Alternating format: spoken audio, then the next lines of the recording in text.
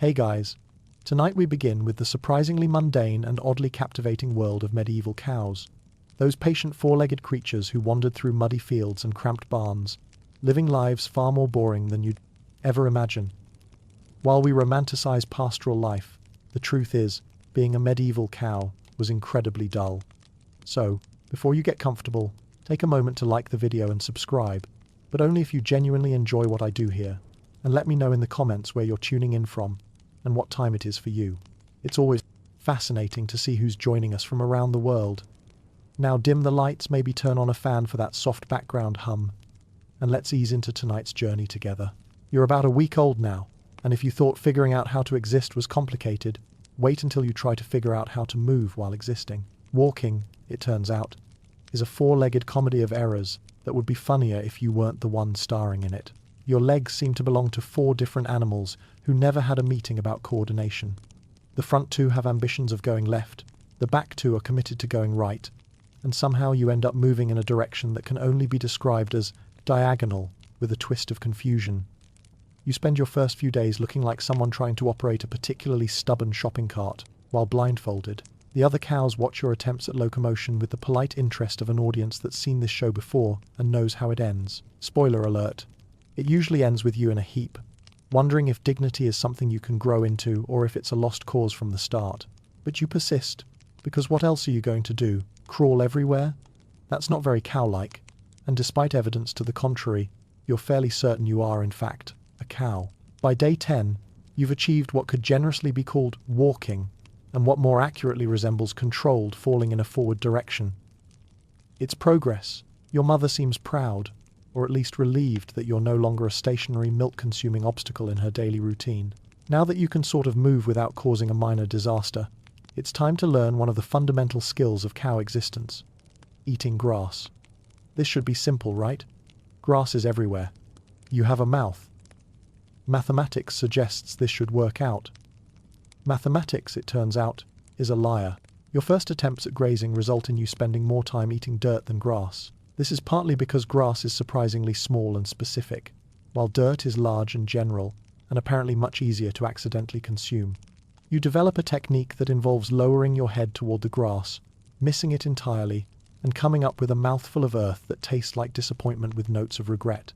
The grass itself seems to mock you.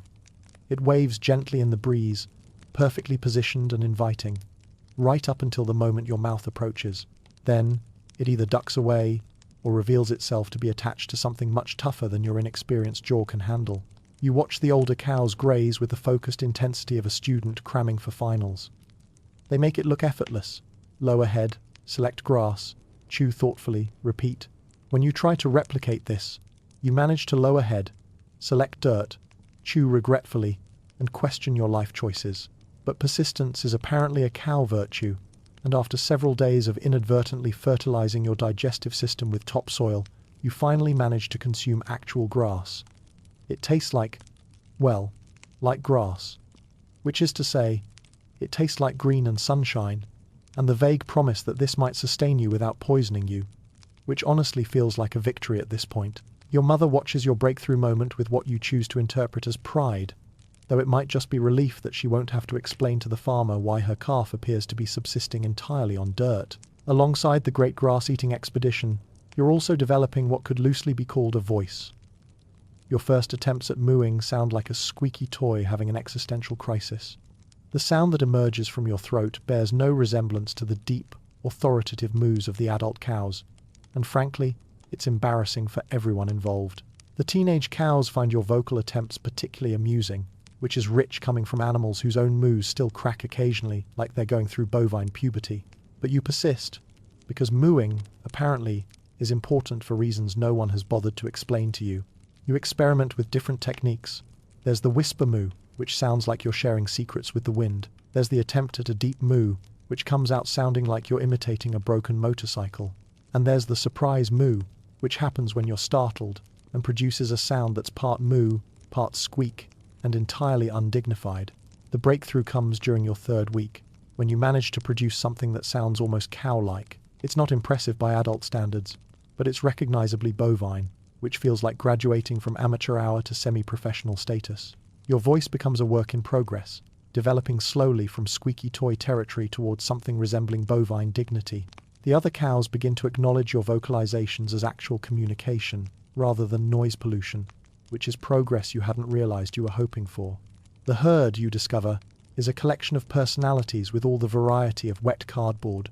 This isn't to say they're bad company, just that their interests are remarkably focused, and their conversation topics limited to weather, grass quality, and the occasional commentary on human behavior. Bessie is the matriarch, and she's seen 3 winters, which apparently makes her the bovine equivalent of a wise elder. She acts like she personally invented grass, and has strong opinions about the best grazing techniques, the proper response to weather changes, and why younger cows these days don't appreciate the simple pleasures of a good chew. She positions herself at the prime spots with the confidence of someone who's earned her place through years of strategic positioning and superior grass selection skills. When she moos, others listen, not because she's particularly profound, but because she survived long enough to develop what passes for wisdom in cow circles. The teenage cows occupy a middle tier of the social hierarchy.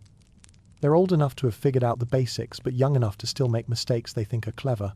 They move in a loose group, practicing their dismissive stares and perfecting their too cool to acknowledge the baby cow attitudes. They're at that awkward stage where they're not quite adults but definitely not calves, and they handle this uncertainty by pretending everything is beneath their notice. You find their studied indifference, both annoying and aspirational. Then there are the middle-aged cows who've settled into a comfortable routine of eating, resting, and providing occasional commentary on farm life. They've figured out the system, and now operate within it with the efficiency of middle management. They're neither leaders nor followers, just solid, dependable members of the bovine community who know their place and are content with it. Among the various personalities, you develop your first real rivalry with another young cow named Buttercup, though you're not entirely sure that's her actual name or just what the humans call her. The rivalry starts over a particularly good patch of clover that you both discover at the same time. The clover patch is small but perfect. Tender leaves, just the right height. Positioned in a spot that gets morning sun but afternoon shade.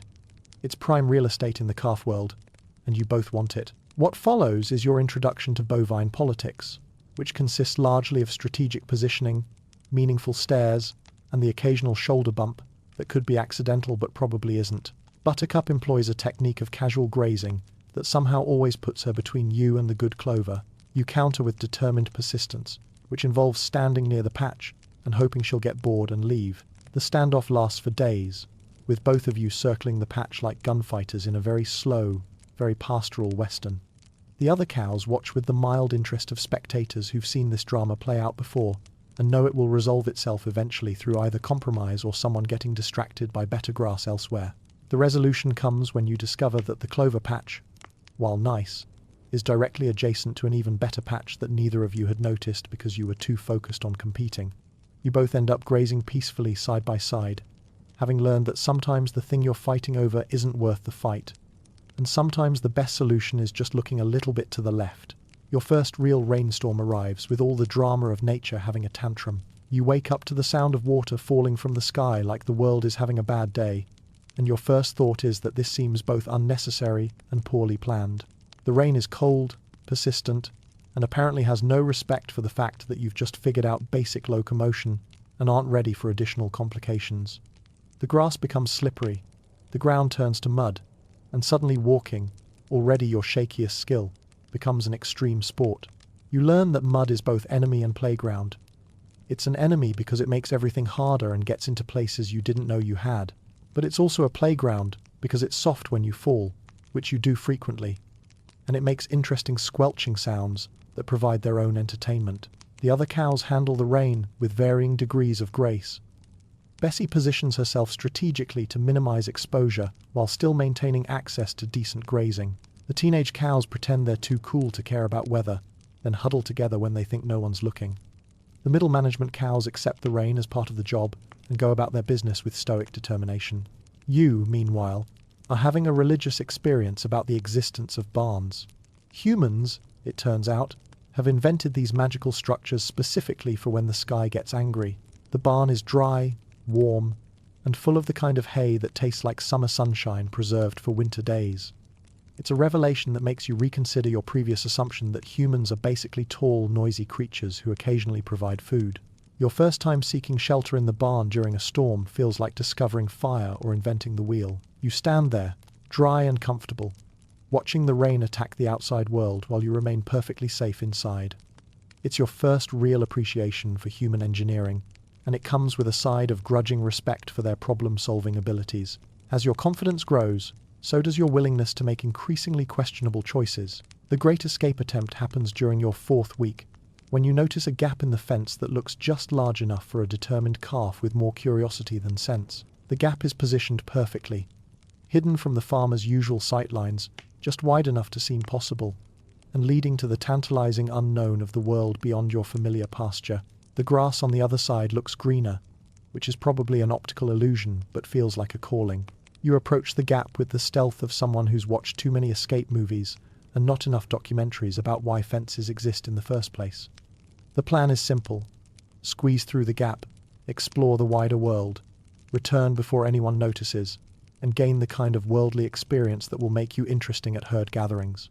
The execution goes less smoothly than the plan. You get your head through the gap easily enough, then your front shoulders, and then you discover that the gap, while adequate for your head and shoulders, has definite opinions about your middle section.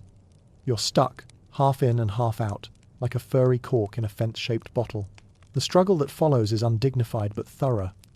You try backing up, which doesn't work because your shoulders are now committed to the other side. You try going forward, which fails because your hips have a different understanding of spatial relationships than your optimistic brain did. Eventually, you're rescued by the farmer, who finds you during his evening rounds and pulls you backward through the gap with the weary expertise of someone who's dealt with curious calves before. He doesn't seem angry, just tired, and he fixes the gap with additional wire while shaking his head in a way that suggests this is a Tuesday for him. Your first encounter with a chicken happens by accident, which is probably for the best, because intentional chicken encounters might be too intense for your current skill level. You're grazing peacefully, minding your own business, and working on your grass-to-dirt consumption ratio, when you come face to face with a feathered creature that seems equally surprised by your existence. The chicken freezes. You freeze.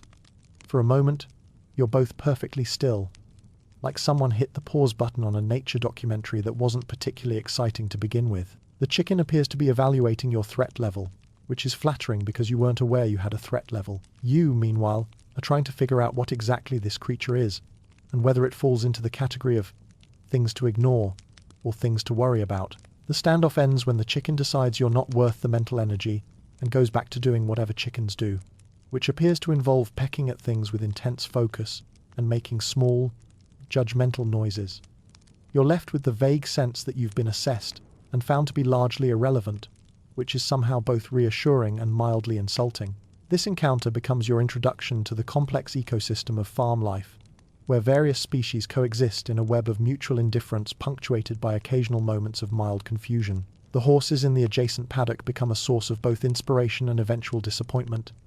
They're magnificent creatures who move with grace and purpose, and sometimes, when the mood strikes them, they jump over things with the kind of effortless elegance that makes jumping look like the most natural thing in the world.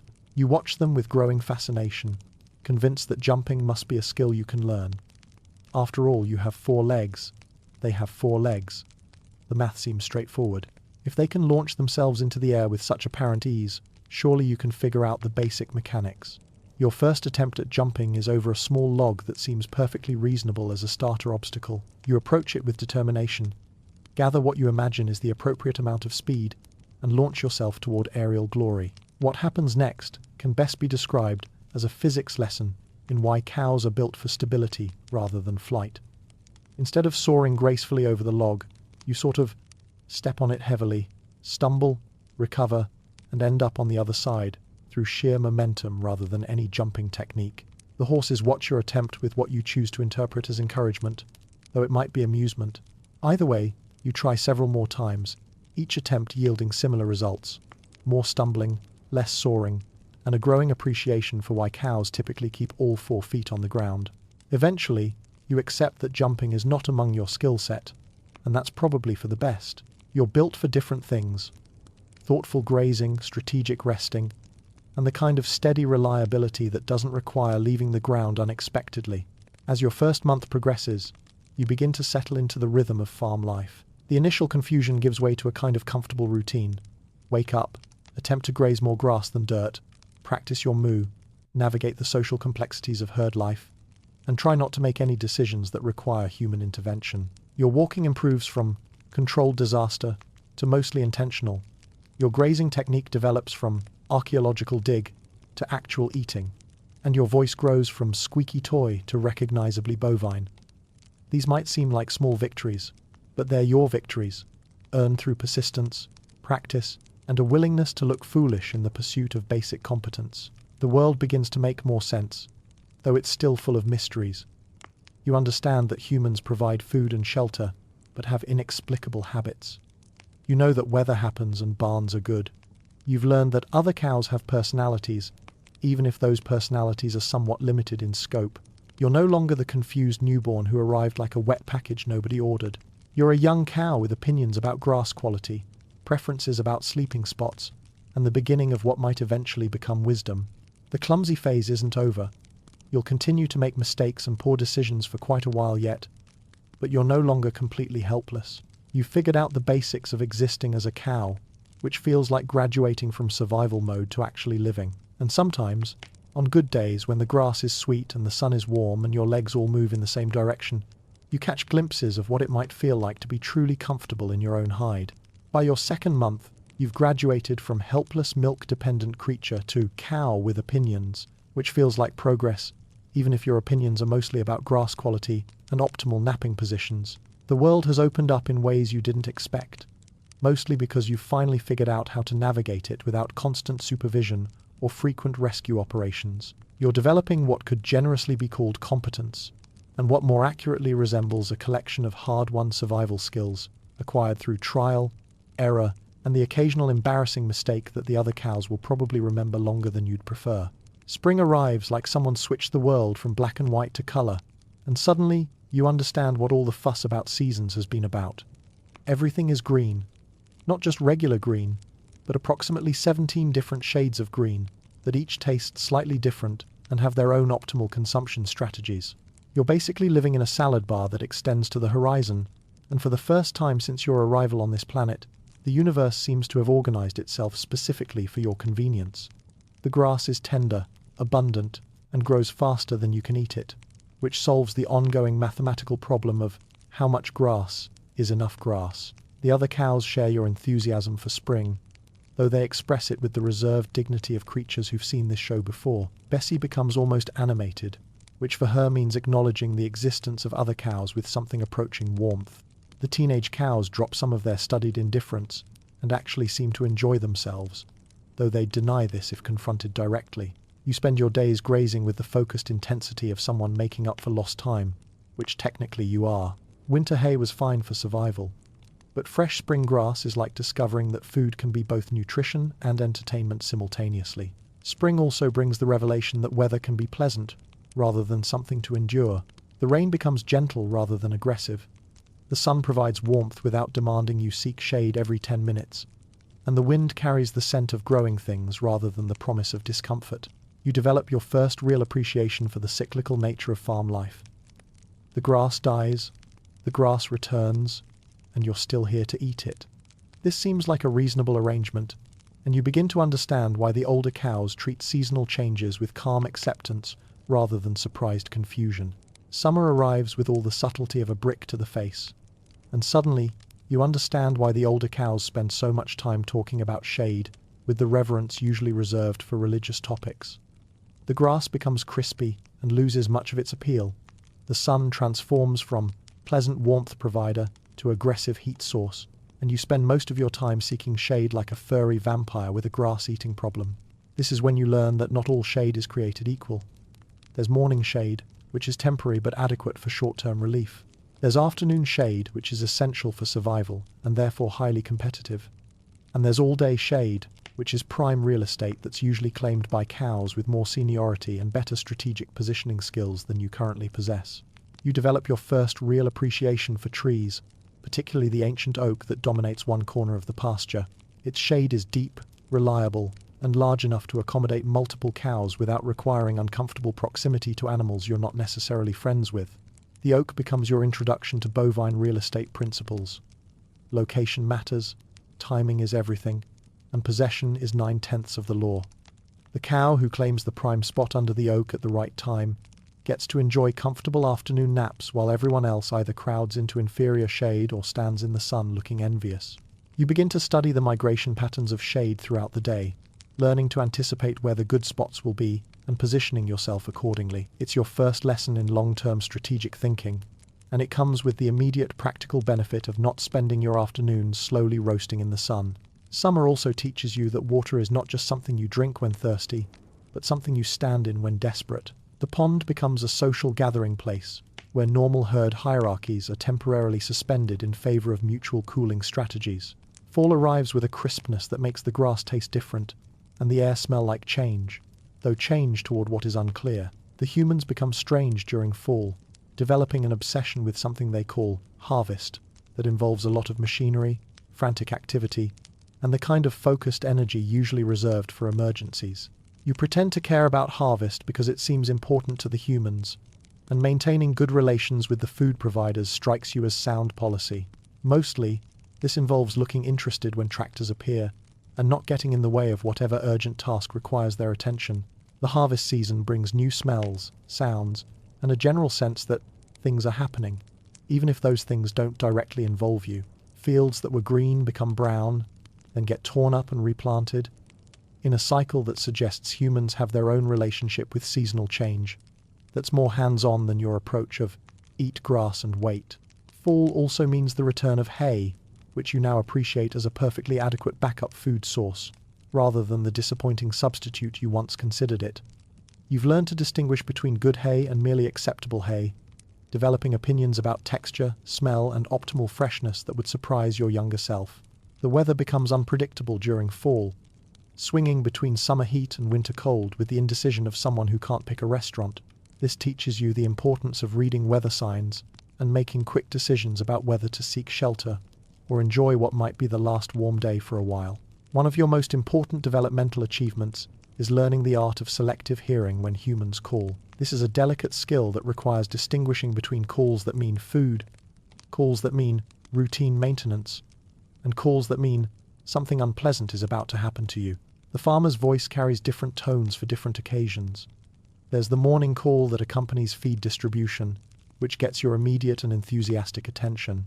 There's the casual call when he's just checking on everyone, which merits acknowledgement but not urgent response.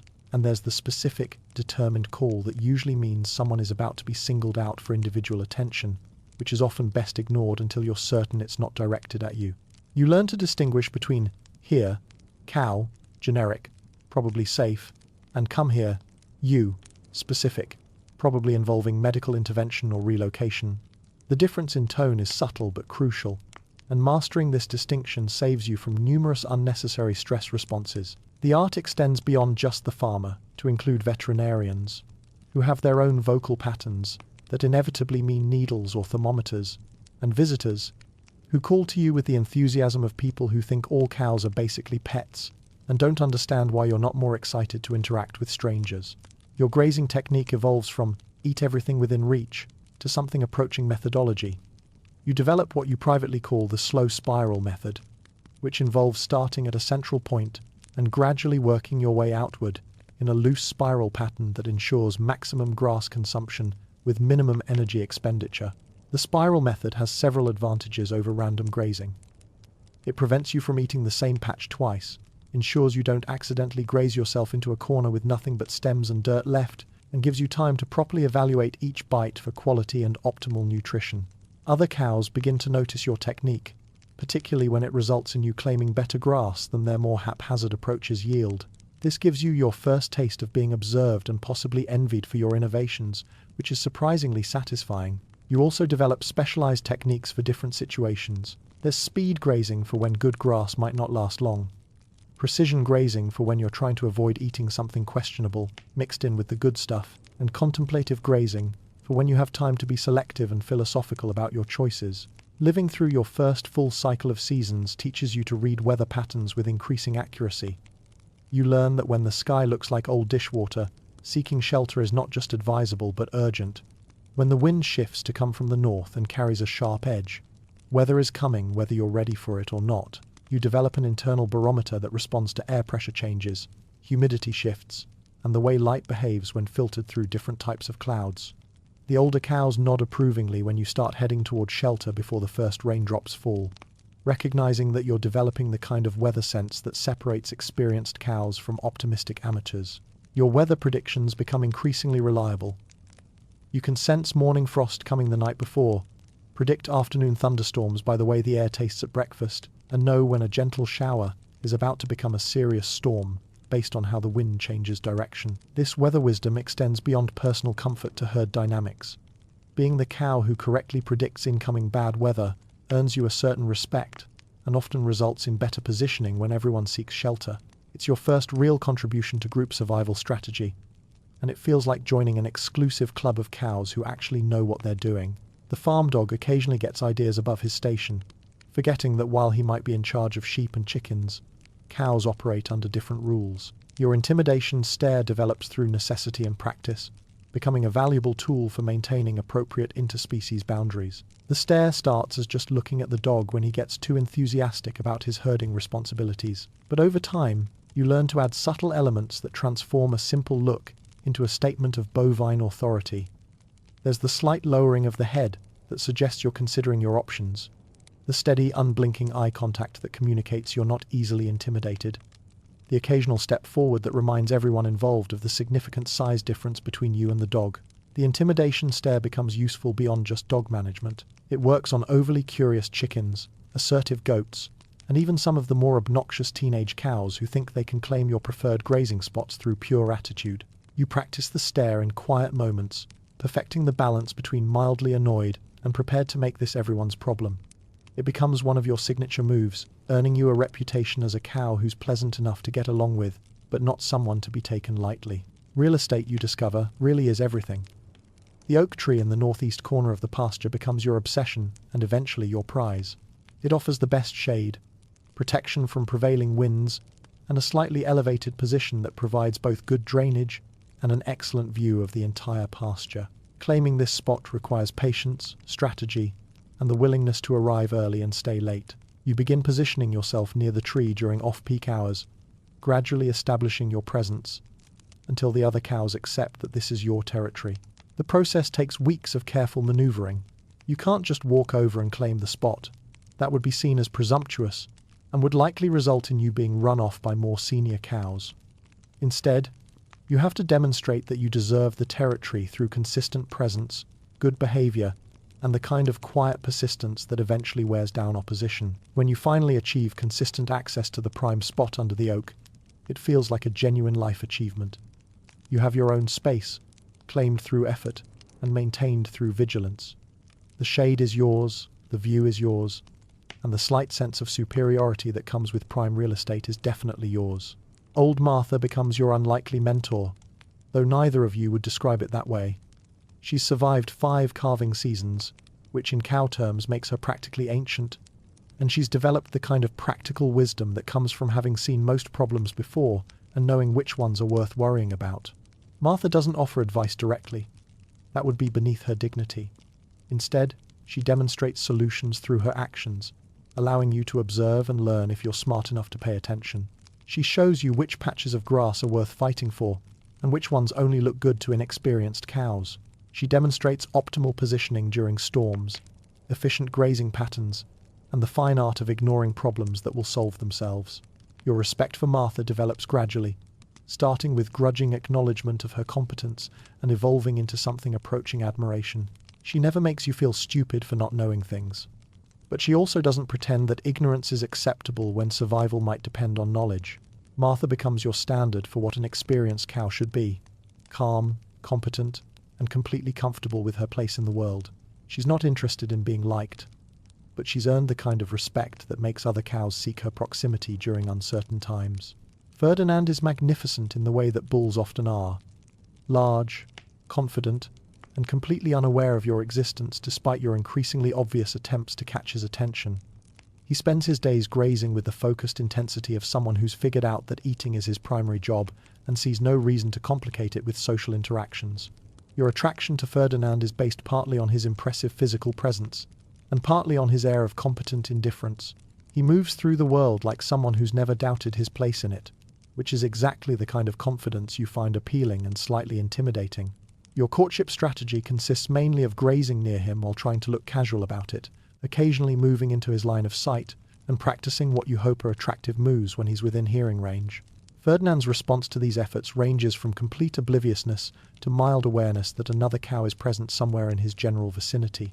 The one-sided nature of this romance teaches you valuable lessons about unrequited attraction and the importance of not building your entire emotional well-being around someone who might not notice if you disappeared entirely. It's your introduction to the complex world of bovine relationships and the discovery that feelings are not automatically reciprocated just because they're sincere.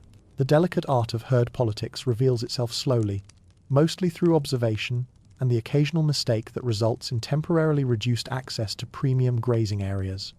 You learn that who gets the good grass first is determined by a complex hierarchy based on age, size, historical precedent, and the kind of quiet authority that some cows naturally possess. Bessie maintains her position at the top through a combination of experience, strategic positioning, and the willingness to enforce her authority when necessary. The middle-aged cows form a stable tier of reliable herd members who support the hierarchy while claiming reasonable access to resources. The teenage cows push boundaries but rarely challenge the fundamental order. You find your place somewhere in the middle lower tier, which is acceptable for a cow of your age and experience. You have access to adequate grazing, reasonable shelter positioning, and the respect that comes with being a contributing member of the group rather than a burden or a troublemaker. The politics are subtle but important, supporting the established order when it benefits you, carefully testing boundaries when opportunities arise, and knowing when to yield gracefully to avoid unnecessary conflict. It's your introduction to the social contracts that make group living possible, even when those contracts are never explicitly discussed. The farmer becomes a familiar presence who always smells like coffee and regret, though you're not entirely sure what regret smells like. You just know that there's something slightly resigned about his scent that suggests his life has not gone exactly according to plan. He moves through his routines with the efficiency of someone who's done these tasks thousands of times and will probably do them thousands more. You learn to tolerate the twice-daily milking routine, which is less unpleasant than you'd initially expected and comes with the benefit of regular human contact that's purposeful rather than randomly intrusive. The milking parlor becomes a place of routine interaction where you and the farmer develop a working relationship based on mutual cooperation and the understanding that this process benefits both of you. The visiting children present a different challenge entirely. They point at you like you're a minor celebrity, make excited noises, and seem to expect some kind of response that you're not equipped to provide. You learn to pose tolerantly while they take pictures and make the kinds of comments that suggest they've never actually seen a cow before, despite being on a farm. You develop a sixth sense for when someone is approaching with a vaccination needle, which involves reading body language, interpreting the specific kind of determined stride that means medical intervention incoming, and noticing when humans carry small cases that usually contain things you'd rather not have injected into you. The Great Fence-Down incident happens during a summer storm that knocks over a section of fencing and temporarily removes the barrier between your familiar pasture and the mysterious world beyond. Freedom tastes like forbidden grass from the neighbor's yard, which turns out to be approximately the same as your regular grass but with the added flavor of mild transgression. You and several other cows spend a glorious afternoon exploring territory that had been visible but inaccessible, eating grass that's probably not better than your usual grass but feels special because it's technically not yours. The adventure ends when the farmer discovers the break and guides everyone back to familiar territory with the patient air of someone dealing with a minor inconvenience rather than a major crisis. Your first thunderstorm as a semi-competent cow is an exercise in cowering with dignity. You seek shelter with the appropriate urgency while maintaining the composure of someone who's not completely terrified by loud noises and electrical displays in the sky. The storm passes without incident, leaving you with the satisfaction of having handled a natural crisis without panic or loss of face. You learn that some mushrooms are friends and others are enemies through careful observation of which ones the older cows eat and which ones they avoid with obvious deliberation. This knowledge comes without the need for experimentation, which seems like the kind of wisdom that's worth accepting from more experienced sources. Through all these experiences, you begin to develop what could generously be called a personal philosophy, though it's more like a collection of practical guidelines for living successfully as a cow. The core principles emerge gradually: chew thoughtfully, moo sparingly, judge silently. Thoughtful chewing becomes both a practical skill and a form of meditation. Taking time to properly process both food and experiences leads to better nutrition and fewer regrets. Rushing through either meals or decisions generally results in poor outcomes, and the need to spend additional time fixing problems that could have been avoided with more careful initial consideration. Sparing use of your voice preserves its impact for when you actually have something important to communicate. Constant mooing reduces the significance of all mooing, while strategic silence, followed by well-timed vocalizations, carries much more weight in herd communications. Silent judgment allows you to observe, evaluate, and form opinions without immediately sharing those opinions with everyone around you.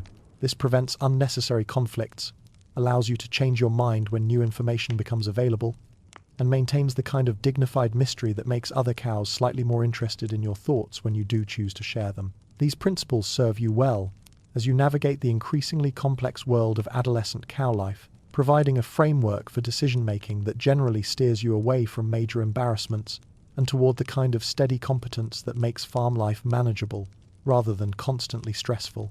By the end of your development phase, you've achieved something that could be called competence, though it's the kind of competence that comes with the wisdom to know how much you still don't know. You've figured out the basics of being a cow, while discovering that being a cow involves more complexity than you'd initially realized. You have your spot under the oak tree, your grazing methodology, your weather prediction skills, and your place in the herd hierarchy. You've learned to navigate human interactions, seasonal changes, and the occasional crisis without losing your dignity or requiring rescue operations. Most importantly, you've developed the confidence that comes from having survived your own inexperience and emerged as a functional member of the bovine community. You're no longer the confused calf who arrived like an unexpected package, but you're not yet the wise elder who's seen everything twice. You're exactly what you should be at this stage. A cow who's found her groove and is ready for whatever comes next, secure in the knowledge that you've mastered the fundamentals and can probably figure out the advanced concepts as they become relevant. The world makes sense in a way it didn't before, and your place in it feels both earned and comfortable. You've successfully transitioned from survival mode to actually living, and that feels like an accomplishment worth celebrating with a particularly satisfying afternoon of thoughtful grazing in your favorite spot under the oak tree. You're approaching your second year now, which in cow terms makes you something approaching an adult, though the term adult feels both accurate and wildly optimistic depending on how your day is going. You've survived your clumsy phase, navigated the learning curve of basic cow competency, and now you're entering what could charitably be called your confident period.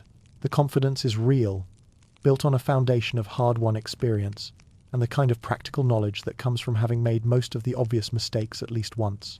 But it's confidence with a significant asterisk, because while you've figured out how to be a cow, you're still discovering that being a cow involves more complexity than anyone initially mentioned. You're like a middle manager who's finally figured out their job, just in time to realize that the job is more complicated than the initial description suggested, and also that everyone expects you to train the new employees, despite the fact that you're still not entirely sure what you're doing yourself.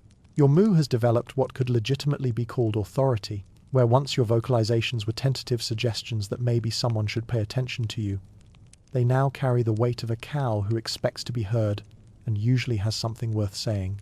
It's not quite the deep, commanding rumble of the senior cows, but it's no longer the uncertain squeak of someone hoping for the best. This vocal evolution reflects a broader change in how you move through the world. You walk with purpose now, even when that purpose is just reach the good grass before someone else claims it.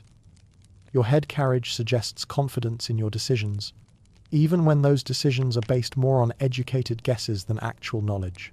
You've mastered the art of looking like you know what you're doing, which turns out to be almost as valuable as actually knowing what you're doing, and significantly easier to achieve. This skill serves you well in herd interactions, where appearing competent often prevents others from questioning your choices or challenging your access to resources. The strategic graze has become your signature skill, refined through practice into something approaching art. You've moved beyond the simple spiral method to develop a comprehensive approach that factors in grass quality, sun position, wind direction, and the likelihood that other cows will want to claim your spot before you're finished with it. Maximum nutrition with minimum effort becomes your guiding principle. Not out of laziness, but out of the understanding that energy conservation is a survival skill. Every calorie spent on unnecessary movement is a calorie not available for more important things like growing, staying warm, or dealing with whatever crisis the farm throws at you next. Your dismissive tail swish evolves from an unconscious response to annoyance into a deliberate communication tool. It becomes your way of expressing mild disdain without the energy expenditure of actually moving away from whatever is annoying you. The tail swish says, "I acknowledge your presence, but find it beneath my notice," which is exactly the right level of dismissiveness for most farm interactions. You learn to project an air of bovine sophistication that suggests you have everything under control and possibly even understand the deeper mysteries of farm life. This is entirely performative, because internally you're still confused by most things. But the performance is convincing enough that other cows begin to treat you as someone who might actually know what she's doing. The sophistication is mostly about timing and posture, arriving at the right places at the right times, positioning yourself with the confidence of someone who belongs wherever she happens to be, and responding to situations with the calm deliberation of someone who's seen it all before. Even when you definitely haven't, you perfect the art of the meaningful pause. That moment of apparent deep thought before responding to any situation. The pause suggests you're carefully considering your options, rather than frantically trying to figure out what's happening and what you're supposed to do about it. Other cows interpret this as wisdom, which is flattering if not entirely accurate. The sophisticated persona becomes useful for managing expectations. If you look like you know what you're doing, others are less likely to question your decisions or offer unwanted advice. It buys you the space to figure things out at your own pace, without constantly having to admit that you're making it up as you go along. After months of unrequited interest, Ferdinand finally notices you exist, though this breakthrough happens mostly because you're blocking his path to the water trough, rather than because of any deliberate charm offensive on your part. But you'll take romantic progress however it comes, even if it starts with mild inconvenience rather than genuine attraction. The moment of recognition is less cinematic than you'd hoped. Ferdinand approaches the water trough with his usual focused determination, encounters you in his path, and for the first time, actually makes eye contact, rather than just looking through you like you're a piece of farm equipment. It's not exactly love at first sight, but it's acknowledgement at first sight, which feels like progress. What follows is your introduction to bovine courtship, which is less graceful than the nature documentaries suggest, and more awkward than you'd prepared yourself for. The courtship dance involves a lot of standing near each other while pretending to graze, occasional meaningful glances that may or may not be meaningful, and the kind of subtle positioning that allows for proximity without obvious intention. Ferdinand's courtship style could charitably be described as economical. He doesn't waste energy on elaborate displays or romantic gestures, preferring to demonstrate his interest through practical actions, like allowing you to graze nearby without being actively discouraged, and occasionally positioning himself where you can admire his profile while he's focused on more important things like eating. Your own courtship technique evolves from desperate attention-seeking to something approaching dignity. You learn to be present without being pushy, available without being obvious, and interested without being needy. It's a delicate balance that requires more emotional intelligence than you knew you possessed. The relationship develops slowly, built on mutual tolerance, that gradually deepens into something that might be affection, or might just be comfortable familiarity. Either way, it leads to the next phase of your education in adult cow life, reproduction and its consequences. Your first calf arrives after a pregnancy that somehow managed to be both eternal and surprisingly brief, like waiting for something you're not sure you're ready for and then having it happen before you feel prepared. Suddenly, you're responsible for another confused creature who thinks you know what you're doing, which would be funnier if it wasn't also terrifying. The calf, a small, wet, disoriented creature who seems even less prepared for existence than you were, looks at you with the expectant trust of someone who assumes you have answers to questions you're still figuring out how to ask. The responsibility is immediate and overwhelming, like being handed a complex piece of machinery with no instruction manual and being told that keeping it running is now your primary job. Motherhood, you discover, is equal parts terror and bone-deep exhaustion, with occasional moments of fierce protectiveness that surprise you with their intensity. You've spent your entire life up to this point focused primarily on your own survival and comfort, and suddenly there's this small creature whose survival depends entirely on your competence in areas where you have no training or experience. The learning curve is steep and unforgiving. You have to figure out feeding, protection, and basic calf management, while dealing with the physical recovery from giving birth and the emotional adjustment to having your entire life reorganized around someone else's needs. It's like being promoted to a job you didn't apply for, and discovering that the previous job description didn't mention any of the actual responsibilities. Your calf has opinions about everything: when to eat, where to sleep, how much attention is appropriate, and expresses those opinions with the relentless persistence of someone who hasn't yet learned that life involves compromise. You find yourself negotiating with a creature who doesn't understand negotiation and trying to establish routines with someone who appears to believe that consistency is optional. The other cows watch your early parenting efforts with the mild interest of spectators who remember their own first attempts at motherhood and know that most calves survive despite their mother's inexperience. This is both reassuring and slightly insulting, but you're too tired to care much about the implications. Winter survival becomes more complex when you're responsible for two creatures instead of just yourself. The art of the group huddle evolves to include strategic positioning that keeps your calf warm while maintaining your own access to shelter and food. You learn to think ahead about wind patterns, barn access, and the politics of prime positioning when everyone is trying to stay warm. Strategic barn positioning becomes a skill that requires balancing your own comfort with your calf's safety, the social dynamics of the herd, and the practical realities of limited space. You can't just claim the best spot for yourself anymore. You need space for two, protection from drafts, and easy access to food and water without having to navigate through aggressive cows who might not be careful around smaller creatures. Spring fever hits harder when you're a mother, because the return of grass means the return of abundant food that doesn't require careful rationing or strategic timing. When the first green shoots appear, you remember why you put up with everything else: the cold, the limited food, the constant vigilance required to keep everyone alive and healthy through the lean months. Your calf experiences its first spring with the enthusiasm of someone discovering that life can be abundant rather than just adequate, and watching this discovery reminds you of your own first spring and the revelation that the world can be generous as well as challenging. Summer heat management becomes a more complex operation when you're responsible for a creature that hasn't yet learned the fine art of finding and claiming shade. You have to balance your own need for cooling with teaching your calf about heat management, optimal positioning, and the importance of staying hydrated when the sun is actively trying to cook everything in the pasture. Fall preparations take on new urgency when you're building reserves not just for your own winter survival, but also for the energy demands of continued nursing and calf supervision. You eat like the world might end, because for all you know, it might. And if it does, you want to be sure you have enough stored energy to keep both of you alive until spring returns. Your place in the pecking order solidifies somewhere between not completely hopeless and occasionally competent, which feels like a reasonable assessment of your capabilities and a significant improvement over your earlier status as confused newcomer who requires frequent supervision. The position comes with both privileges and responsibilities. You have reliable access to adequate grazing, reasonable protection during storms, and the respect that comes with having proven you can survive independently and successfully raise offspring. But you also have the responsibility to support the herd structure, mentor younger cows, and contribute to group decisions about important matters like optimal grazing rotation and appropriate responses to potential threats. Mentoring younger cows becomes part of your role in the community, though your teaching style could charitably be described as practical advice delivered with minimal patience for obvious mistakes. You pass on crucial wisdom, like, don't eat the yellow flowers, taste terrible and make you feel worse.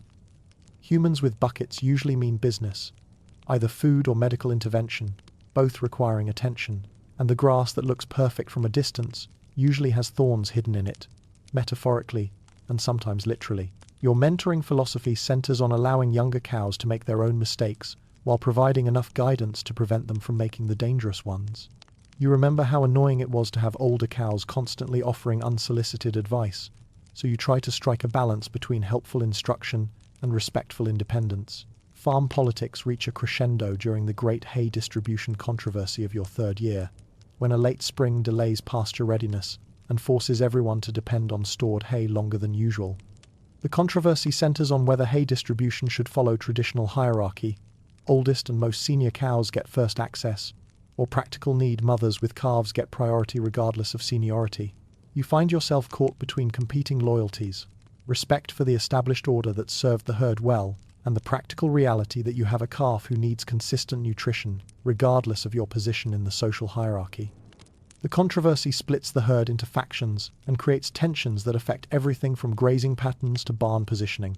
The resolution comes through a compromise that satisfies no one completely, but addresses everyone's concerns adequately, Senior cows maintain their traditional privileges, while mothers with calves get guaranteed minimum access regardless of their individual status. It's your introduction to the complex negotiations required to maintain community harmony when resources are limited and needs are competing. Your role in the controversy earns you respect from both sides. The traditionalists appreciate your deference to established hierarchy, while the reformers value your practical advocacy for maternal needs. You emerge from the dispute with enhanced status and a better understanding of how community decisions get made when the stakes are higher than just who gets the good grass. Your brief career as an escape artist begins with the discovery that the fence gap from your youth has been inadequately repaired and could be exploited by a cow with sufficient motivation and flexibility. The motivation comes from the conviction that the grass on the other side must be better, because restriction always makes things seem more appealing than they probably are. The escape is easier than expected.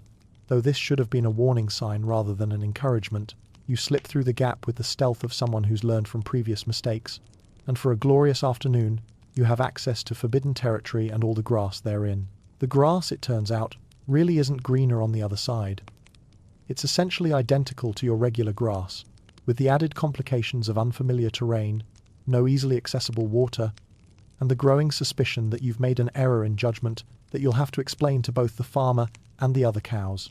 The career ends when you realize that freedom is mainly valuable when you have somewhere interesting to go and something meaningful to do with your independence. Since your primary activities are eating grass and finding comfortable places to rest, and since both of these needs are adequately met in your regular pasture, the adventure concludes with voluntary return to familiar territory and a renewed appreciation for the value of reliable routine. The visiting veterinarian incident becomes a cautionary tale about the importance of paying attention to context clues and the dangers of relaxing your guard around humans carrying small, suspicious objects. You've developed a reliable system for detecting threats based on human behavior patterns, but this particular veterinarian doesn't fit your usual profiles for dangerous or harmless.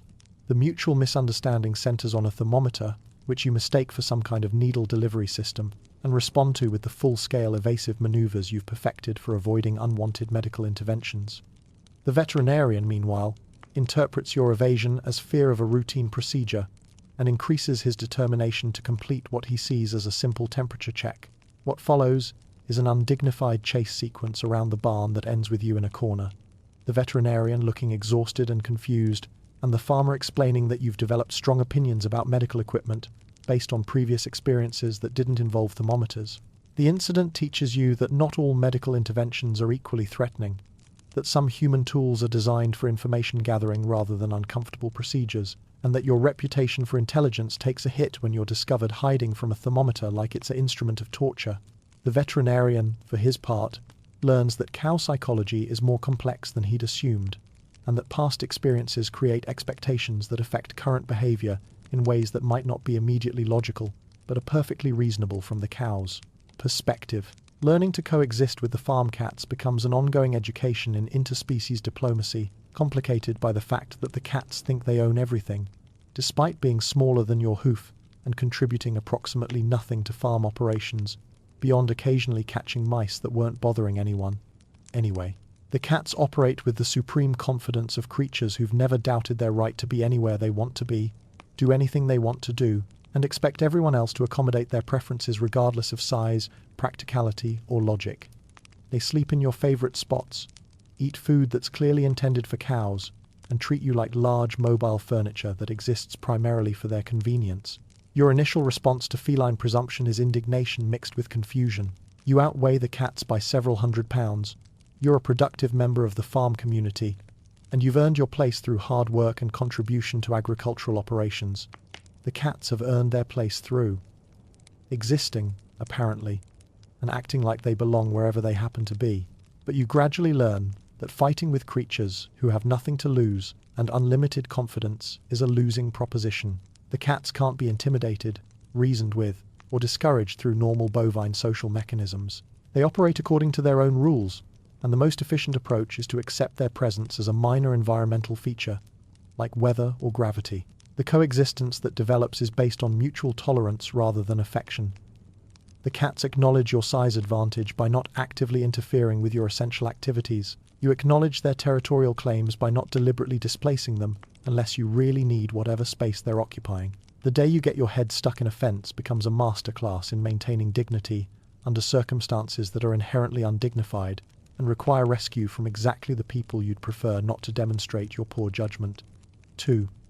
The incident happens because you notice that the grass just outside the fence looks particularly appealing, and you're certain you can reach it without getting stuck if you just position yourself correctly. You're wrong about the positioning, wrong about your ability to extract yourself, and wrong about how long you can maintain the illusion that this was an intentional decision rather than a serious error in spatial reasoning. The waiting period before rescue becomes an exercise in philosophical acceptance of circumstances beyond your control, while also hoping that none of the other cows are paying enough attention to remember this incident for future reference.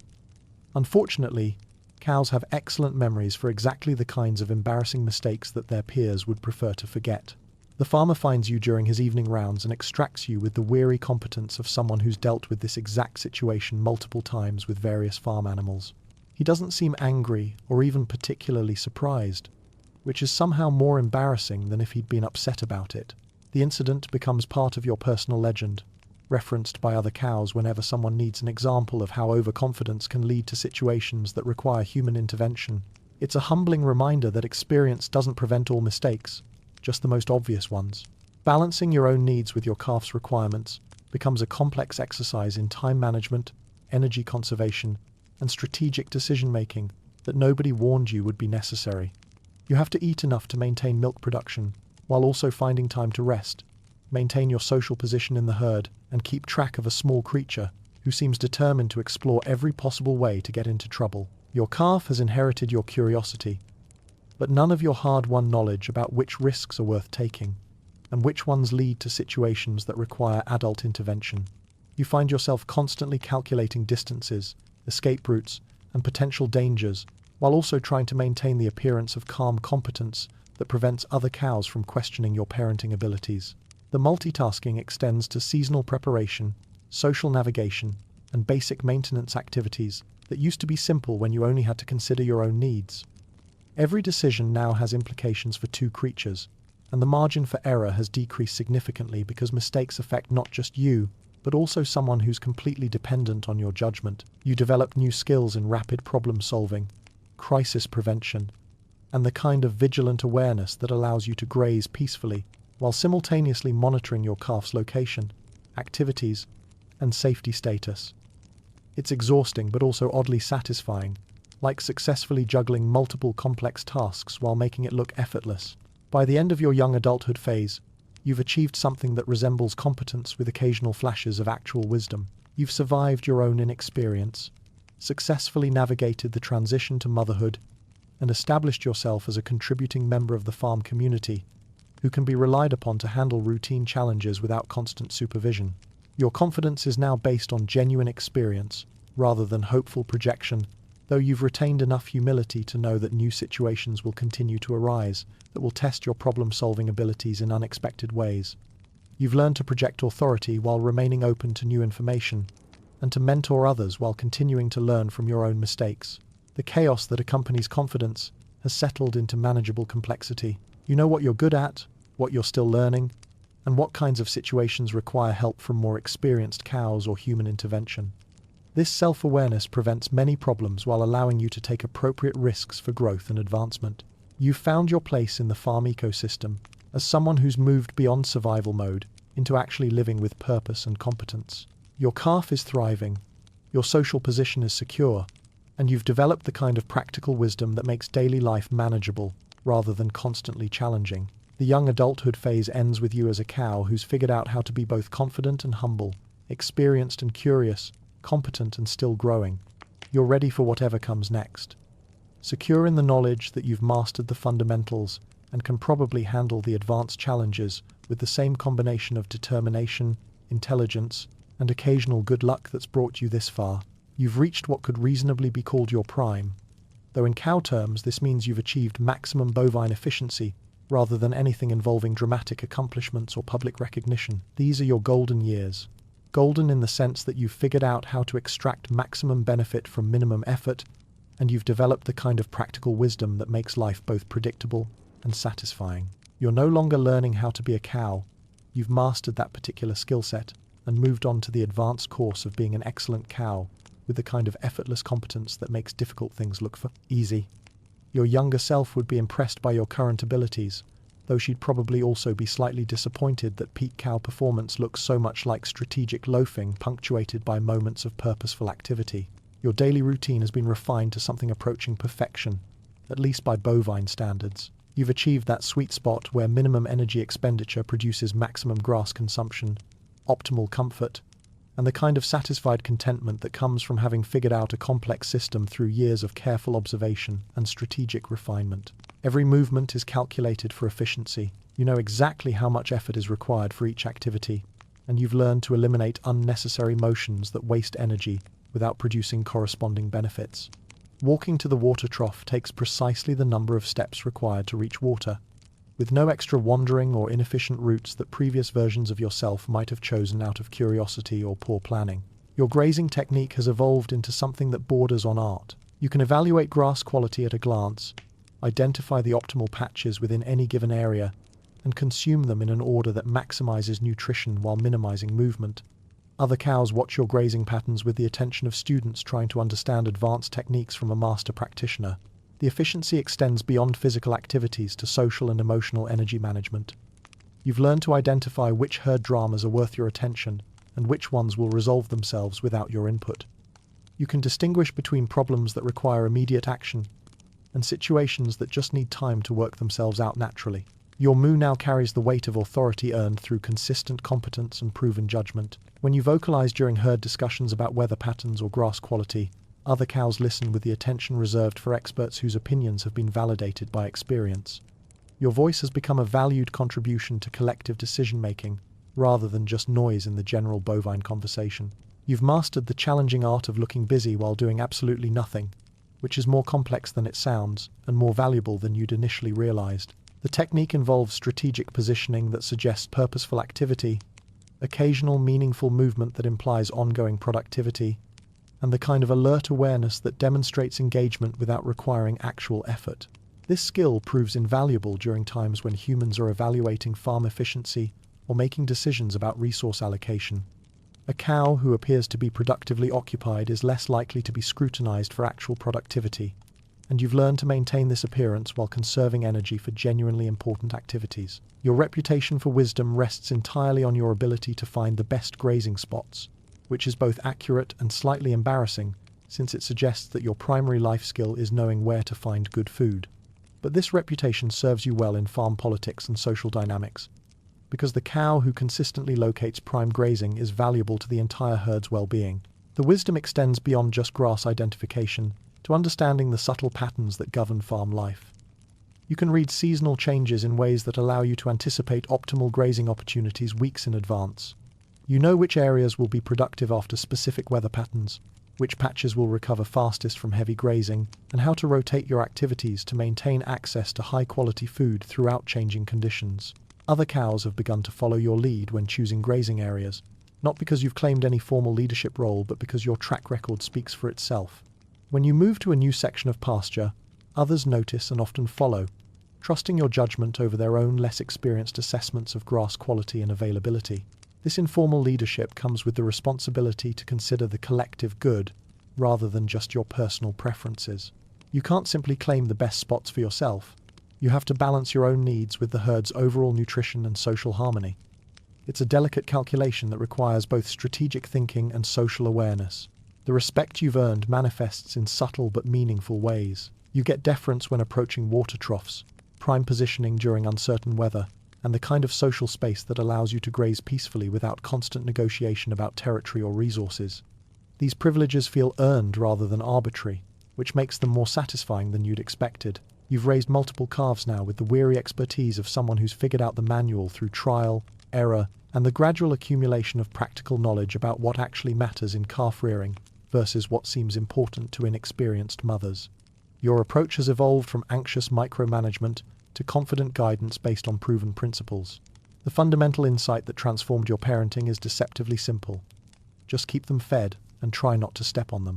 Everything else is either beyond your control or will work itself out through the natural process of calves learning to be cows. This philosophy eliminates most of the stress that plagued your early maternal experiences while producing consistently successful results. Your calves learn faster than you did, but they also make mistakes with more confidence, having never experienced the kind of uncertainty that made you cautious about new situations. They approach challenges with the fearlessness of creatures who've always had competent backup available, which is both impressive and occasionally terrifying to watch. You've become the cow that other mothers come to for advice, though your counseling style could charitably be described as practical wisdom delivered with minimal patience for overthinking. You offer guidance based on what actually works rather than what sounds theoretically correct, and your advice tends to focus on distinguishing between real problems and normal calf behavior that just requires time to resolve. The questions other mothers ask reveal how much you've learned without realizing it. They want to know how to handle specific behavioral issues, when to worry about health problems, and how to balance calf needs with their own survival requirements. Your answers come from deep experience rather than theoretical knowledge, and they usually work because they're based on what actually happens rather than what should happen in ideal circumstances. Watching your offspring grow up and move to other parts of the farm brings a bittersweet pride that's more complex than you'd anticipated. You're proud of their competence and independence, but you also miss the simple clarity of being essential to someone's daily survival. The transition from crucial to someone's existence to occasionally consulted for advice requires emotional adjustment that nobody warned you about. Your calves develop their own personalities, grazing techniques, and social relationships that reflect your teaching but also diverge from your example in ways that are sometimes surprising. They take your lessons and apply them to situations you never encountered, developing innovations and improvements that suggest your instruction provided a foundation rather than a complete blueprint. The legacy aspect of motherhood becomes clear as you watch your grown calves teaching their own offspring. Techniques you developed through necessity get passed down as established wisdom, and approaches you thought were just personal adaptations become family traditions that spread through multiple generations. Your relationship with the environment has deepened from basic awareness to something approaching intuitive understanding. You can predict weather changes by the way the grass smells 3 hours before storms arrive, reading atmospheric pressure shifts and humidity changes through sensory information that you process without conscious analysis. The prediction ability extends beyond just immediate weather to seasonal patterns and long-term environmental cycles. You know when the first killing frost will arrive based on subtle changes in light quality and plant behavior. You can anticipate drought conditions weeks before they become obvious to less observant creatures, allowing you to adjust your grazing patterns and energy conservation strategies proactively. Your internal compass has been calibrated through years of experience to find water, shade, and high-quality hay with minimal effort and maximum reliability. You've mapped every microclimate in the farm, understanding exactly which areas will be comfortable at different times of day and in various weather conditions. The microclimate mastery proves invaluable for maintaining comfort and productivity throughout changing conditions. You know which part of the pasture catches the first morning sun for optimal warming after cold nights, which areas provide the best cooling during summer heat, and where to position yourself for protection during storms without sacrificing access to food and water.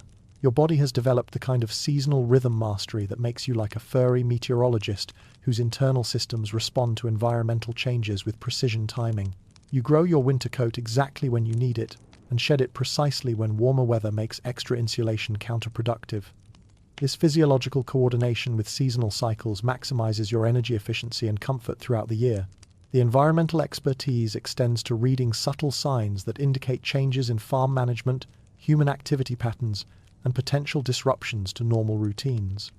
You can sense when humans are planning major changes before they implement them, based on shifts in their behavior patterns and activity levels. This early warning system allows you to position yourself advantageously for whatever changes are coming. The farmer nods approvingly when he sees you during his daily rounds, which represents the universal sign of bovine job security and the kind of professional recognition that confirms you're meeting performance standards without requiring improvement plans or additional supervision.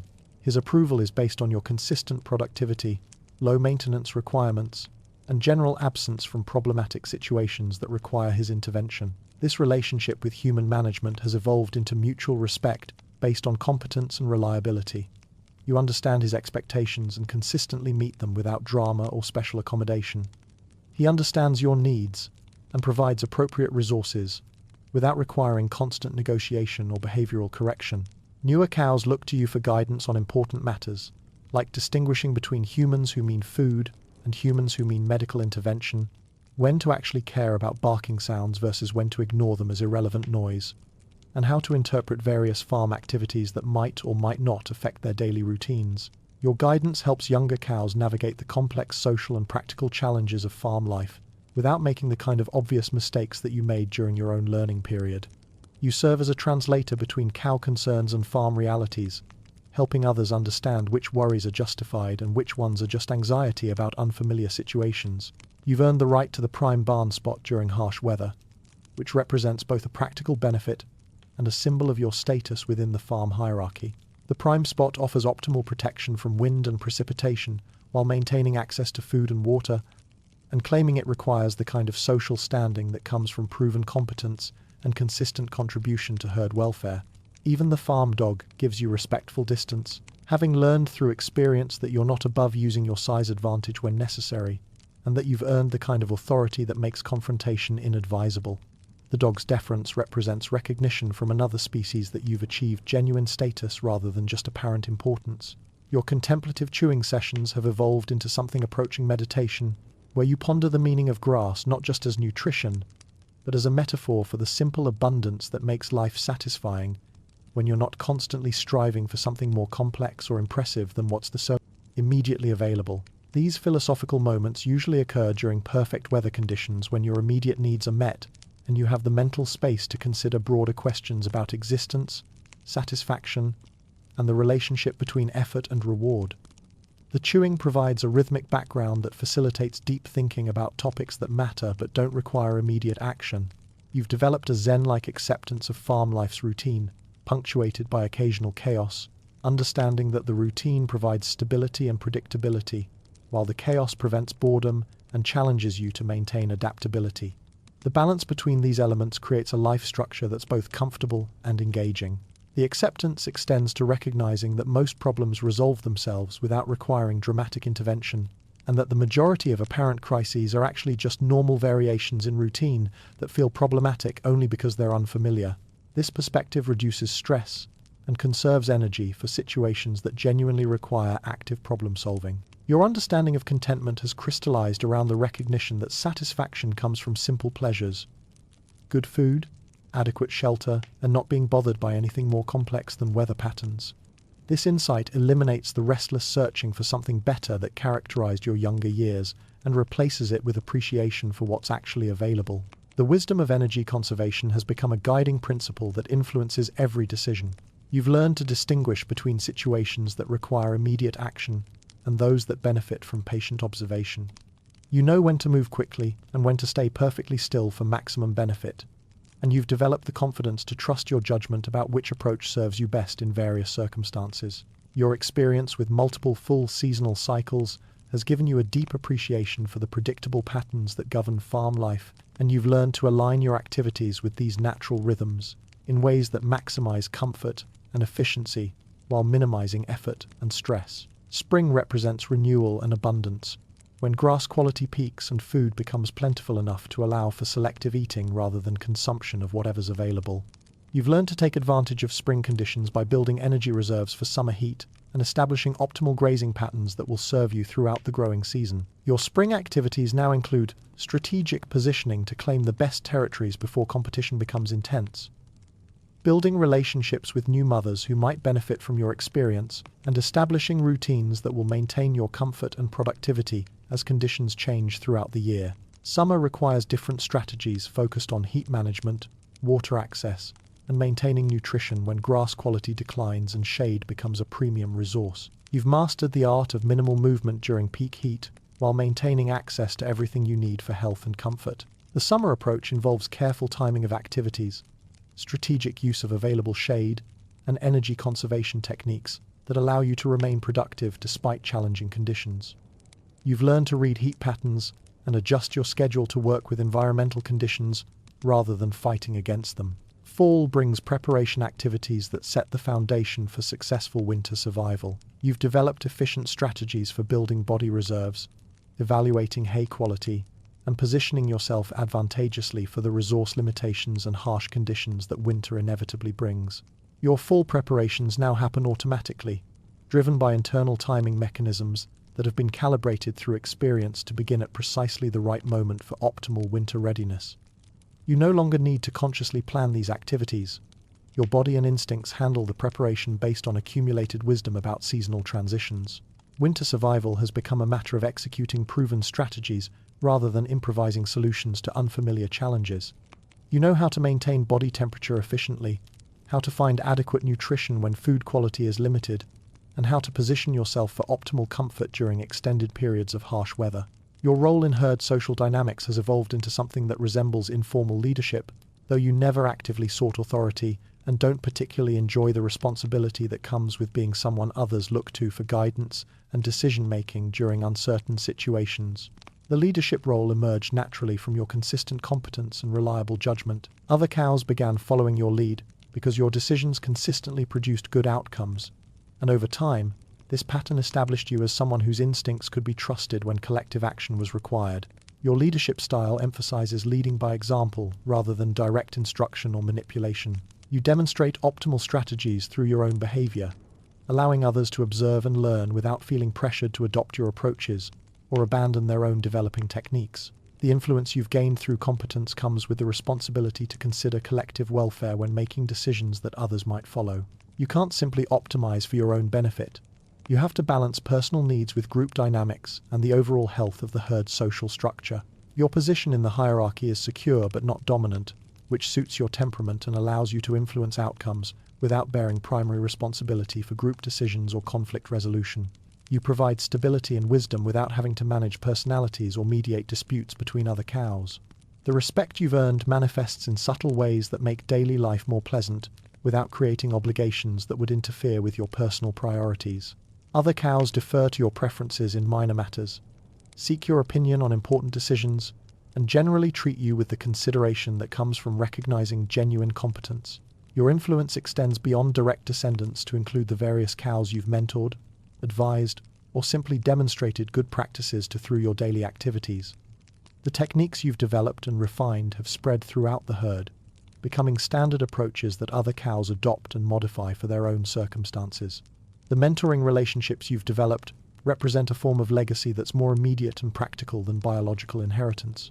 The cows you've taught carry forward your approaches to problem solving, seasonal management, and social navigation, spreading your influence throughout the farm community. Your innovations in grazing technique, weather prediction, and resource management have become part of the collective knowledge that gets passed down to new arrivals and young cows learning to navigate farm life. What you developed through personal experience has become community wisdom that benefits cows you've never directly interacted with. The teaching you've done, both formal and informal, has created a network of cows whose competence reflects your influence, even when they've adapted your lessons to fit their own personalities and circumstances. This indirect legacy proves more lasting than direct instruction because it's based on principles rather than specific techniques. Your reputation for wisdom and reliability has become a resource that other cows draw upon when facing unfamiliar challenges or making important decisions. The consultation role you've developed provides value to the community, while giving you the satisfaction of seeing your experience contribute to others' success. The example you've set through consistent competence and steady reliability has influenced the general standards of behavior and performance within the herd. Your presence has raised the baseline expectations for how experienced cows should conduct themselves and contribute to community welfare. Your thinking about fundamental questions has evolved from the practical concerns of survival and basic competence to broader considerations about the nature of satisfaction, the value of routine, and the relationship between individual needs and collective welfare. The philosophical development represents a luxury made possible by having solved the basic challenges of cow existence. With survival secure and competence established, you have mental space for questions that don't have immediate practical applications but contribute to a deeper understanding of your place in the world. Your conclusions tend toward pragmatic wisdom rather than abstract theorizing. You've learned that most philosophical questions resolve into practical decisions about how to allocate time and energy, and that the best answers usually involve balancing competing goods rather than finding perfect solutions to complex problems. The meditation that happens during long chewing sessions has become a form of contemplative practice that integrates physical comfort with mental reflection, creating space for insights that emerge from quiet observation rather than active analysis. These insights tend to be simple but profound, focused on fundamental truths about contentment and satisfaction, Your perspective on time has shifted from the urgent present focus of youth to a longer view that encompasses seasonal cycles, generational change, and the gradual evolution of farm life over years rather than days. This extended temporal perspective provides stability and reduces anxiety about temporary problems or changes. The wisdom you've developed emphasizes the value of simplicity, the importance of accepting what can't be changed, and the satisfaction that comes from mastering basic skills rather than constantly seeking new challenges or more complex goals. This philosophical approach supports the contentment that characterizes your golden years. Your mature adulthood represents the achievement of something that might be called perfection, though it's a very bovine form of perfection that emphasizes competence, efficiency, and satisfaction rather than drama, achievement, or recognition beyond your immediate community. The perfection lies in having solved the fundamental challenges of your existence so thoroughly that daily life flows smoothly without constant problem-solving or adaptation to new circumstances. You've achieved the kind of mastery that makes difficult things look easy and complex challenges appear manageable. Your daily routine has been refined to the point where every activity serves multiple purposes, every movement is efficient, and every decision is based on accumulated wisdom rather than trial and error experimentation. This level of optimization represents the culmination of years of learning and adjustment. The satisfaction you feel comes not from having achieved something extraordinary, but from having become extraordinarily good at living an ordinary life. Your accomplishments are measured in terms of consistency, reliability, and the quiet competence that makes you valuable to your community without requiring constant recognition or validation. Your golden years are golden not because they're filled with excitement or novelty, but because they represent the successful completion of your education in how to be a cow. You've learned everything you need to know, developed all the skills that matter, and achieved the kind of peaceful competence that makes each day satisfying rather than challenging. The contentment that characterizes this period comes from the recognition that you've figured out how to live well within the constraints and opportunities of farm life. You've maximized the benefits available to you, while minimizing the costs and complications that can make existence stressful or uncertain. The various skills, relationships, and insights you've developed over the years have integrated into a coherent approach to life that serves you well in all circumstances and allows you to navigate both routine activities and unexpected challenges with equal competence and confidence. Your environmental awareness, social skills, maternal experience, and practical knowledge work together to create a comprehensive understanding of how to live successfully as a cow. Each element supports and reinforces the others, creating capabilities that are greater than the sum of their individual parts. The mastery you've achieved is practical rather than theoretical, based on experience rather than instruction, and validated by results rather than recognition. You know you've succeeded because your life works smoothly, your needs are consistently met, and your presence contributes positively to the farm community. Your influence on others reflects the integration of wisdom and competence that characterizes genuine expertise. You can teach effectively because you understand not just what works but why it works, and you can adapt your guidance to different personalities and circumstances because your knowledge is based on principles rather than rigid rules. The respect you've earned from both humans and other cows represents recognition of achievements that matter in practical terms. Your success is measured by standards that are relevant to your actual life, rather than arbitrary external criteria, making the recognition meaningful and satisfying. Your golden years represent the successful completion of a complex education in how to live well within your circumstances. You've learned to extract maximum satisfaction from available resources while contributing positively to the welfare of your community, which seems like a reasonable definition of a life well lived, regardless of species. The mature adulthood phase concludes with you as a cow who has achieved genuine mastery of her existence, developed wisdom that proves valuable to others, and found the kind of deep satisfaction that comes from being extraordinarily competent at living an ordinary life. You've become exactly what you set out to become, though you probably didn't realize at the beginning that becoming a successful cow would be such a complex and rewarding achievement. You've reached what humans would call your senior years, though in cow terms you've simply achieved the status of someone who's been around long enough to have seen most problems before and developed opinions about the proper way to handle them. Your position in the farm hierarchy has solidified into something that resembles respected elder, complete with the privileges and responsibilities that come with being someone others turn to when they need answers to questions they should probably already know. The transition to elder status happened gradually, so gradually that you didn't notice it until you realized that younger cows were seeking your opinion on matters of critical importance, and actually listening to your responses with the attention usually reserved for information that might affect their survival or comfort.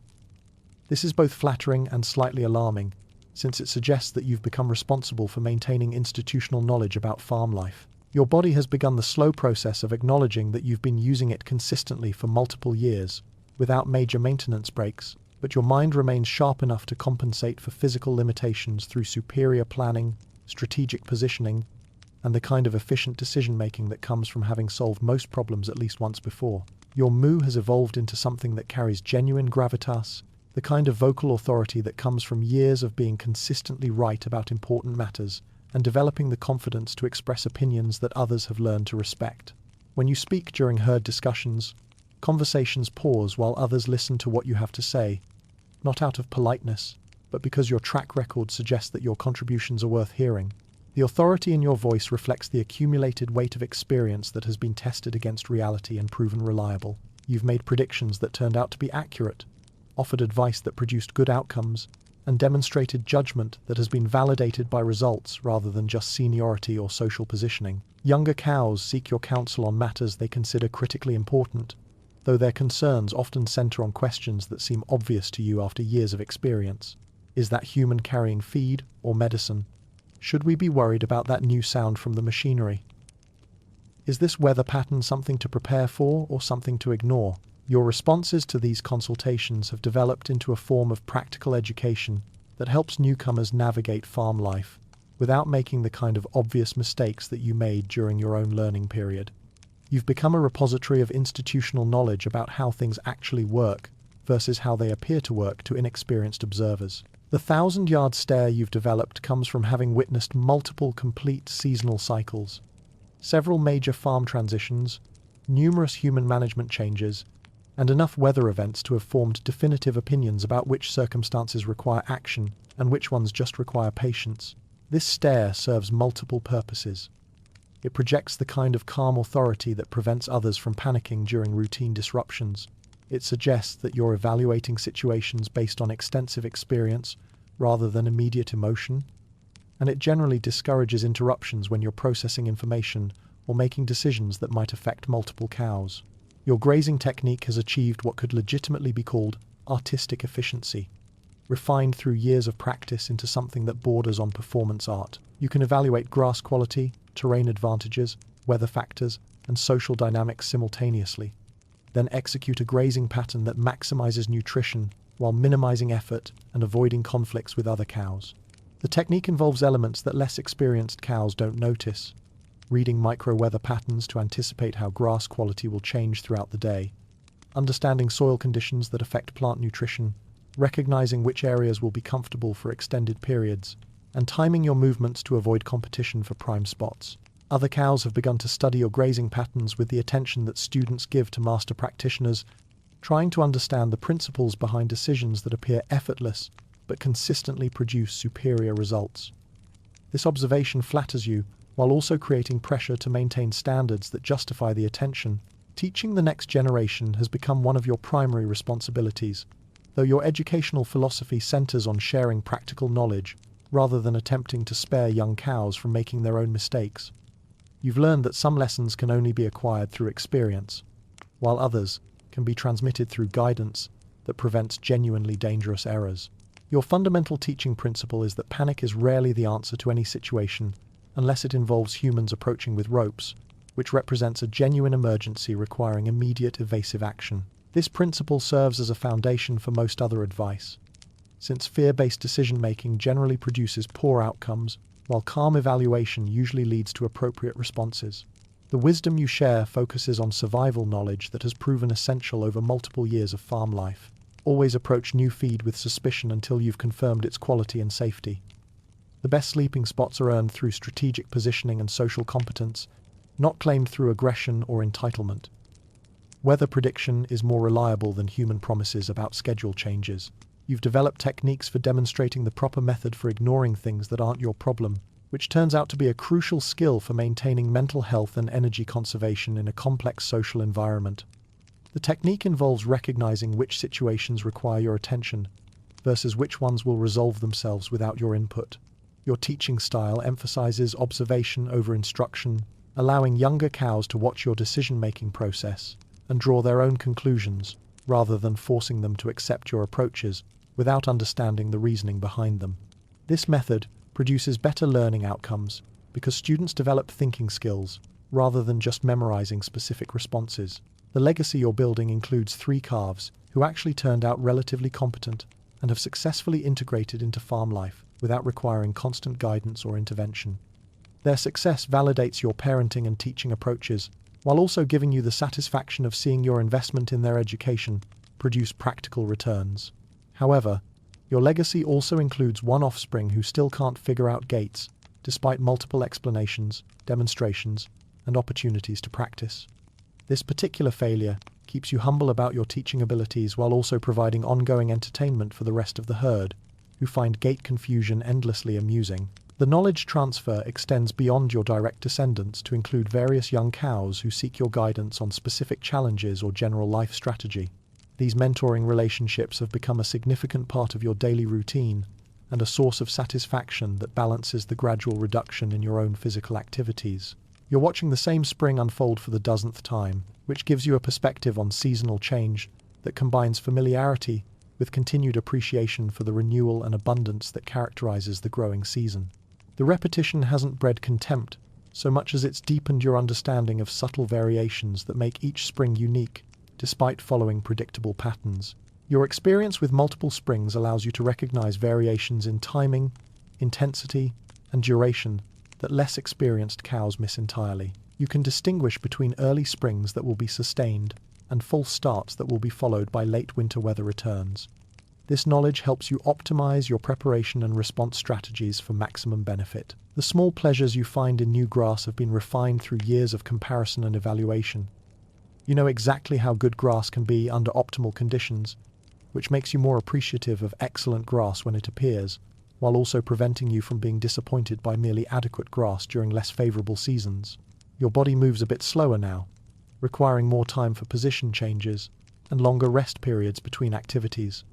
But your mind remains sharp enough to claim the best shade before anyone else thinks of it.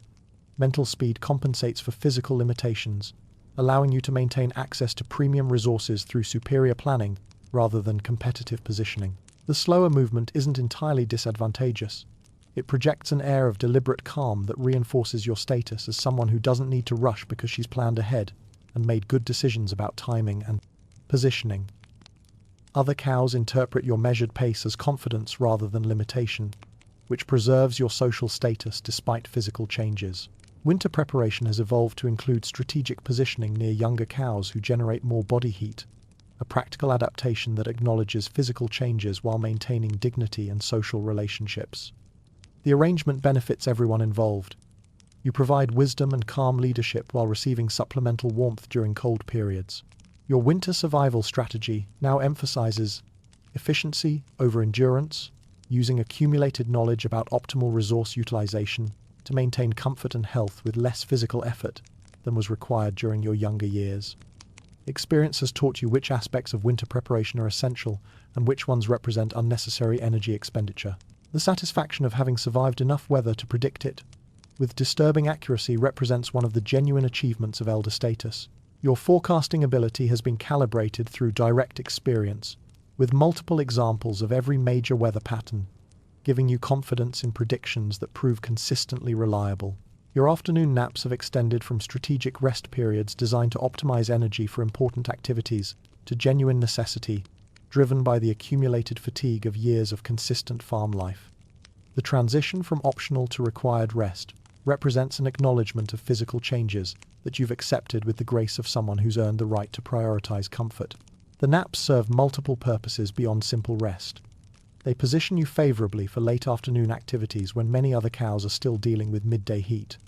They conserve energy for evening grazing when grass quality often improves, and they project an image of confident leisure that reinforces your status as someone who's figured out how to optimize farm life. Movement has become more deliberate, with every step planned for maximum efficiency and minimum joint complaint. You've developed an internal GPS system that calculates optimal routes between essential locations, minimizing unnecessary distance while ensuring access to everything you need for daily comfort and nutrition. The deliberate movement style has the unexpected benefit of appearing more authoritative than the energetic movement patterns of younger cows. Your measured progress suggests someone who knows exactly where she's going and doesn't need to rush because she's planned her route efficiently and left adequate time for travel. The younger generation handles most of the herd drama, while you observe from your earned position of semi-retirement, offering guidance when consulted, but generally allowing others to manage routine conflicts and minor crises that don't require the intervention of senior leadership. This arrangement conserves your energy for situations that genuinely benefit from experienced guidance. Your semi-retirement status comes with the privilege of selective engagement. You can choose which activities deserve your attention and which ones can be safely ignored or delegated to younger, more energetic cows. This selectivity allows you to maintain influence over important decisions while avoiding the exhaustion that comes from trying to manage every minor issue. Finding that the simple pleasure of good grass and warm sun is enough to make any day worthwhile represents a philosophical achievement that accompanies physical aging. Your requirements for satisfaction have been refined to emphasize experiences that are consistently available, rather than depending on special circumstances or exceptional events. Watching new calves make the same stumbling mistakes you once did provides a perspective that transforms potentially frustrating observations into endearing reminders of the universal challenges that all cows face during their learning periods. Your experience allows you to find humor and affection in behaviors that would have seemed merely incompetent when you were struggling with your own mastery attempts. The perspective that comes with having successfully navigated your own learning curve allows you to observe calf mistakes without anxiety about outcomes, since you know that most errors are part of the normal education process, rather than indicators of fundamental problems. This knowledge creates emotional space for appreciation, rather than criticism. Your ability to find young cow antics endearing rather than stressful reflects the confidence that comes from having proven that competence can be learned, problems can be solved, and most challenges that seem overwhelming to inexperienced cows are actually manageable with time and appropriate guidance. The quiet satisfaction of having figured out this whole being a cow thing just in time to not need the knowledge quite as much represents one of life's more ironic achievements. You've mastered complex skills precisely at the point where your need to apply them is beginning to diminish, though the mastery itself provides satisfaction independent of its practical applications. Your expertise now serves primarily to help others rather than to solve your own problems, which transforms accumulated knowledge from personal survival tool into community resource. This transition from self-focused learning to other-focused teaching represents a natural evolution of the role that knowledge plays in your life as you age.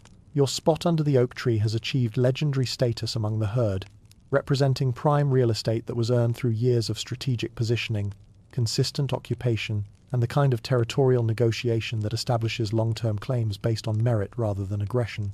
The legend includes stories about your original campaign to claim the territory, your successful defense against various challenges to your occupancy, and your current status as someone whose right to the premier location is unquestioned by other herd members. Younger cows speak of your oak tree territory with the reverence usually reserved for natural wonders or historical landmarks.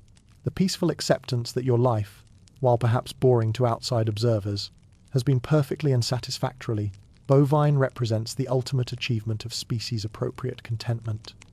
You've successfully lived as a cow should live, mastering the skills that matter for cow existence and finding satisfaction in accomplishments that are meaningful within the context of farm life. Your elder years are characterized by the philosophical understanding that enough is actually quite a lot when you know how to recognize and appreciate it. This insight eliminates the restless searching for something more or different that can make younger years feel unsatisfying despite objective comfort and security. The concept of enough applies to food, shelter, social relationships, and daily activities. You've learned to distinguish between genuine needs and arbitrary wants, focusing your energy on maintaining access to essentials while accepting that perfect conditions are rare and unnecessary for satisfaction. Your dietary philosophy now emphasizes quality over quantity, selecting grass and feed based on nutritional value and taste rather than just availability. This approach produces better nutrition with less consumption, demonstrating that experience can improve efficiency in ways that benefit both health and resource conservation. Social relationships have been refined to emphasize depth over breadth, maintaining close connections with cows whose company you genuinely enjoy, while reducing energy investment in relationships that provide marginal benefits or require constant maintenance through conflict resolution and boundary negotiation.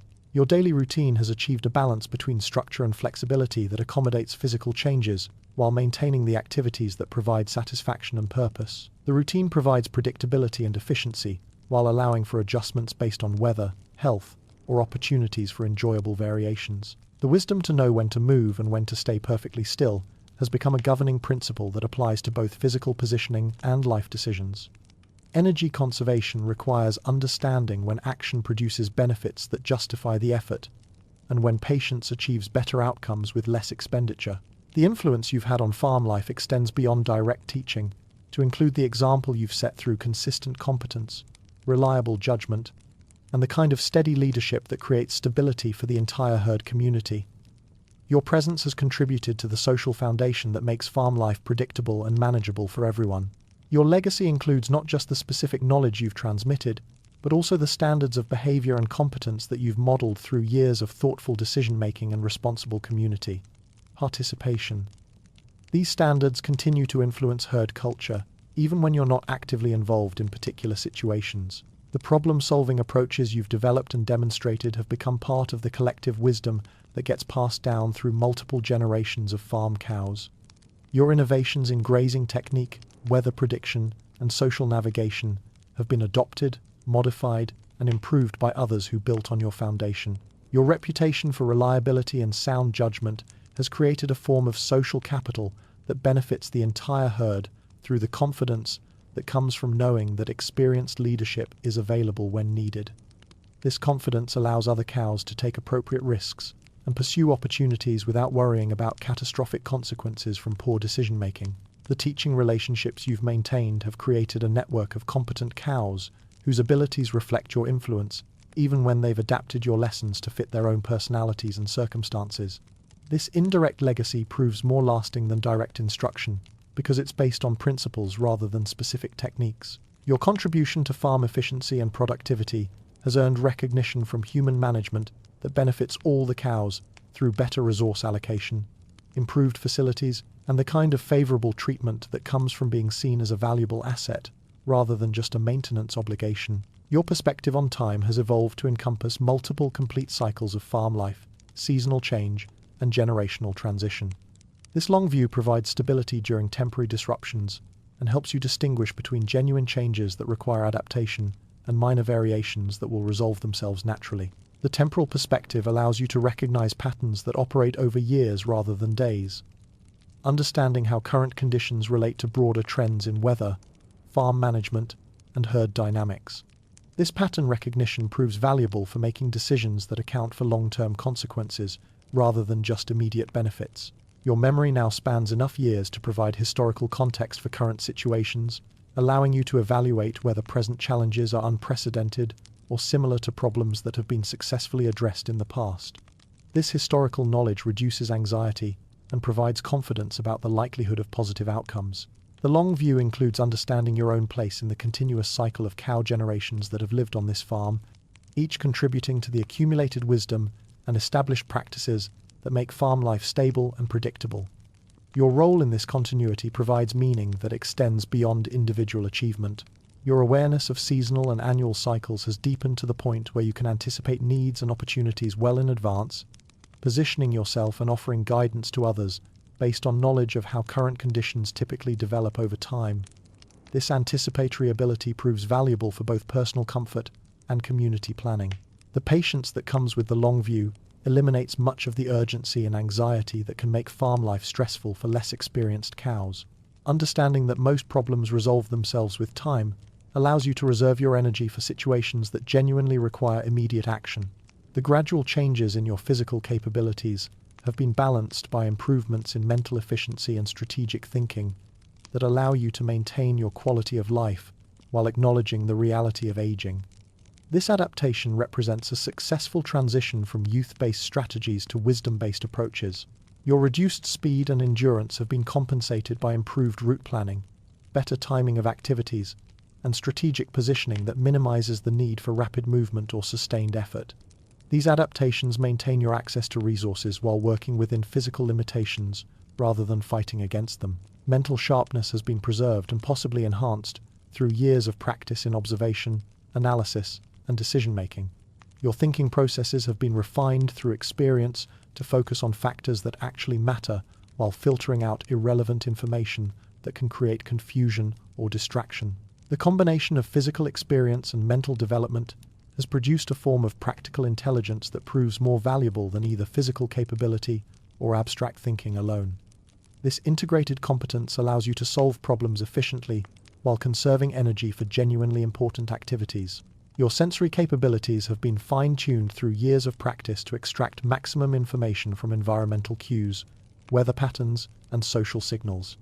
This enhanced perception compensates for any reduction in physical responsiveness by providing earlier warning of situations that might require action. The confidence that comes from knowing you can handle most situations through planning and experience reduces the physical stress that comes from constantly preparing for potential emergencies. This stress reduction preserves energy and promotes the kind of calm decision-making that produces better outcomes with less effort. Your elder years provide the unique satisfaction that comes from having genuinely mastered a complex set of skills and knowledge that prove consistently valuable for both personal success and community contribution. This mastery represents the culmination of years of learning, practice, and refinement that have produced genuine expertise. The mastery extends beyond just survival skills to include social competence, environmental expertise, and the kind of practical wisdom that allows you to navigate complex situations with confidence and grace. This comprehensive competence feels more satisfying than partial mastery of simpler skill sets. Your ability to make consistently good decisions under pressure reflects the integration of knowledge, experience, and judgment that characterizes true expertise. This decision-making competence provides confidence that carries over into all aspects of your life, creating a foundation of stability and predictability. The recognition you've earned from both humans and other cows validates your achievements in ways that feel meaningful rather than arbitrary. The respect is based on demonstrated competence rather than social positioning, making it more satisfying and more durable than recognition based on other factors. Your influence on farm life through teaching, example, and guidance provides ongoing evidence that your knowledge and skills continue to have value beyond personal benefit. This contribution to community welfare gives purpose to your accumulated expertise while creating positive feedback that reinforces your sense of accomplishment. The peace that comes from knowing you've successfully completed the complex education required to live well as a cow eliminates the restless searching for meaning or purpose that can characterize earlier life stages. You've found your place, mastered your role, and earned the contentment that comes from genuine achievement. Looking back over the years from birth to elder status, you can trace a clear progression from helpless confusion through competent adequacy to genuine mastery and wisdom. Each stage built on the previous one, creating a coherent narrative of development and achievement that feels satisfying in retrospect. The challenges you faced during your learning years now appear as necessary education rather than arbitrary difficulty, and the mistakes you made seem like essential steps in developing the judgment and competence that characterize your current status. This perspective transforms past struggles into valuable investments in future success.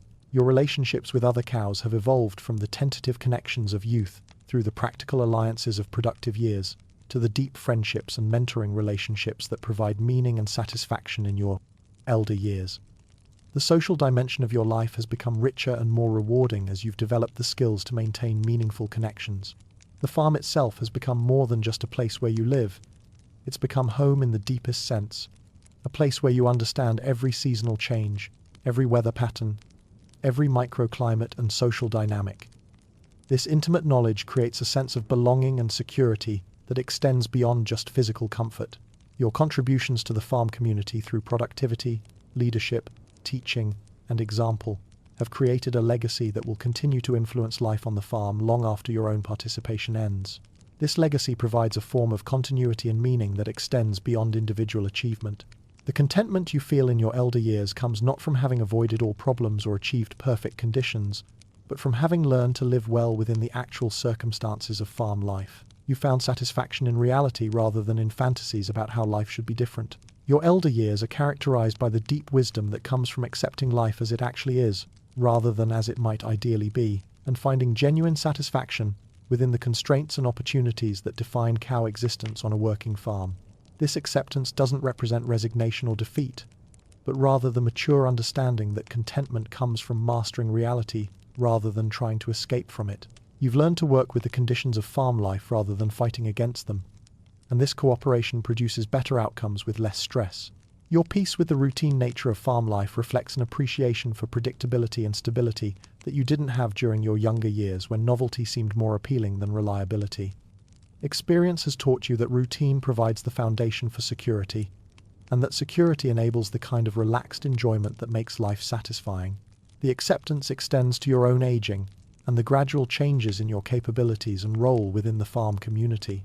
You've embraced the transition from active leadership to advisory status, finding satisfaction in new forms of contribution rather than mourning the loss of previous capabilities. Your philosophical outlook has been refined through experience to focus on what can be controlled while accepting what cannot be changed. This practical wisdom eliminates much of the frustration and anxiety that can come from trying to manage factors that are beyond your influence. The contentment you've achieved represents the successful completion of a complex education in how to live well as a cow. You've learned everything you need to know, developed all the skills that matter, and found the peace that comes from having figured out how to be satisfied within the actual conditions of your existence. Your life, while perhaps appearing boring to outside observers who don't understand the subtle complexities and genuine satisfactions of well-lived cow existence, has been perfectly and satisfactorily bovine. You've succeeded at being exactly what you are, which turns out to be a more significant achievement than you realized when you first stumbled into the world as a confused calf. The boring life of a cow, it turns out, is only boring when viewed from outside. From the inside, it's been a rich, complex, challenging, and ultimately satisfying journey of learning, growth, mastery, and wisdom. You've lived well within your species and circumstances, and that feels like exactly the right kind of success. Your elder years represent not the end of the story, but the completion of a well-constructed narrative about learning to live with competence, dignity, and satisfaction within the constraints and opportunities that life provides. It's been a good life, lived well, and you're content with both the journey and the destination. As the seasons continue their eternal cycle, your place in the rhythm of farm life feels both temporary and permanent. Temporary because you understand now that individual cows come and go, while the farm itself endures. Permanent because your contributions to the land, the herd, and the accumulated wisdom of this place have become part of something larger than yourself. The grass will keep growing long after you're gone, responding to the same seasonal signals and weather patterns you've learned to read so well. The sun will keep shining on the same oak tree where you claimed your legendary territory, warming other cows who will develop their own relationships with shade and comfort. And somewhere, in springs yet to come, confused new calves will stumble into the world just as you once did, beginning their own journeys from helpless confusion to eventual mastery. Your story ends not with drama, but with the quiet contentment of a life well grazed, measured not in extraordinary achievements, but in the steady accumulation of days lived with competence, wisdom, and the kind of deep satisfaction that comes from having figured out how to be genuinely good at being yourself. In a world obsessed with excitement and adventure, with constant change and dramatic achievement, you've mastered something far more difficult: the art of finding peace in routine, meaning in the ordinary, and profound satisfaction in the simple excellence of living well within your circumstances. You've learned that contentment doesn't require constant novelty or external validation. It grows from the inside out, rooted in competence, nurtured by acceptance, and sustained by the quiet pride of having become exactly what you were meant to be. The boring life of a cow, it turns out, is anything but boring when you're living it one thoughtful chew at a time. Each day has been a small masterpiece of practical decisions, social navigation, environmental adaptation, and the kind of mindful presence that transforms routine into ritual, survival into artistry, and existence into a form of gentle meditation on what it means to live well.